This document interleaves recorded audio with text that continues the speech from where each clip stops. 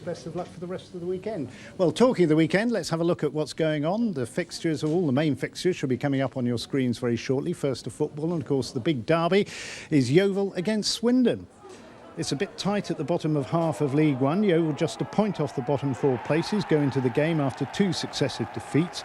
Goals shouldn't be a problem for Swindon with 6 in their last 2 games. They need a win. They could include defender Andy Frampton, who joined on loan from Millwall this week.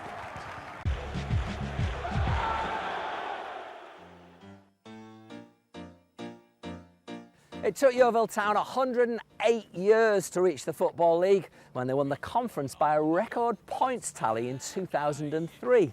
By which time they'd applied for league membership without success on no fewer than 28 occasions. They did, however, through their giant-killing exploits in the FA Cup, become the most famous non-league club in the land and the first to have a Sabutio kit made in their colours.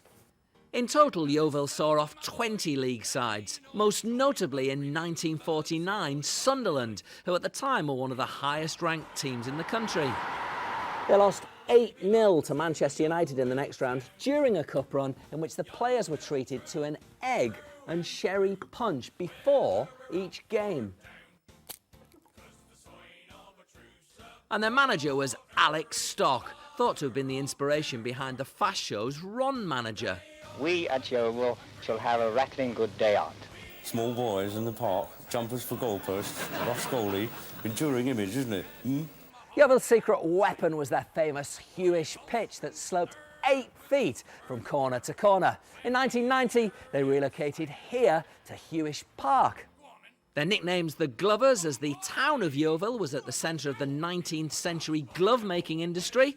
The world's greatest cricketer during the early 1980s, Ian Botham, played 12 games for the club and scored twice during the winter of the 1984-85 season. And in January 2004, the club released a single Yeovil True to commemorate their FA Cup match with Liverpool. They lost the game 2-0, but despite only being sold in local shops, their record reached number 36 in the UK hit parade.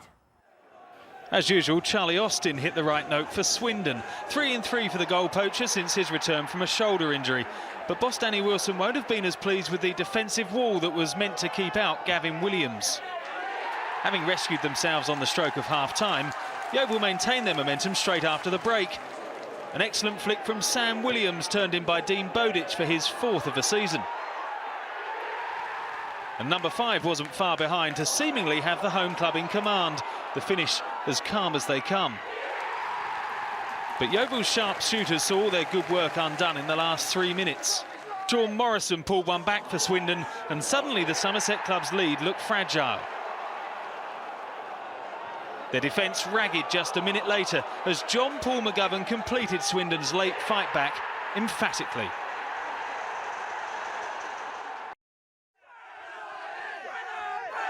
Swindon fans were in good voice for their trip across the West Country to face Yeovil, and for good reason. The Robins won both games against the Glovers last season. And it looked like it would be a similar story this time around. As usual, Charlie Austin hit the right note for Swindon. This was his 6th league goal of the season. It could so easily have been 2 for Swindon. Matt Ritchie aimed for Austin again. Only a timely intervention from assistant manager Nathan Jones saved the Glovers, with a little help from the post. Cue then the Yeovil fight back. Swindon's wall was somewhat suspect, but credit to Gavin Williams, who found the bottom corner and the equaliser. Having rescued themselves on the stroke of half-time, Yeovil maintained their momentum straight after the break. An excellent flick from Sam Williams, turned in by Dean Bowditch for his 4th of the season. And number 5 wasn't far behind, to seemingly have the home side in command. The finish as calm as you like. Bowditch was looking for his first hat-trick in the green and white of Yeovil. Sub Andy Williams picked him out again, but no joy this time in front of goal. And Yeovil's sharpshooters then saw all their good work undone in the last 3 minutes. Sean Morrison pulled one back for Swindon, and suddenly the Somerset club's lead looked fragile. Indeed, just a minute later, the Glovers were punished once again, as John Paul McGovern emphatically completed Swindon's late fight back.